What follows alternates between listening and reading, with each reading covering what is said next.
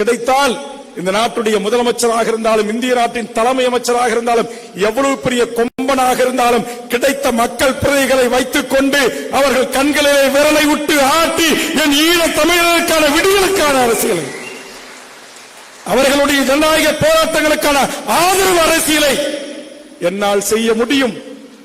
ஒரே ஒரு எம்எல்ஏ தான்.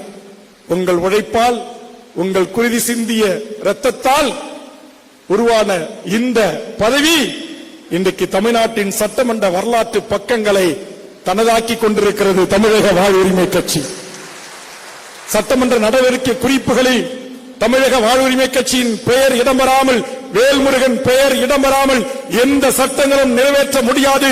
எந்த சட்டங்களையும் விசாரணையின்றி ஆய்வுக்கு உட்படுத்தி நிறைவேற்றி கவர்னர் ஒப்புதலை பெற்று சட்டமாக்க முடியாது. அதற்கு துணிந்து குரல் கொடுக்கக்கூடிய ஒரே ஒரு எம்எல்ஏ வேல்முருகன் இருக்கிறான் என்றால்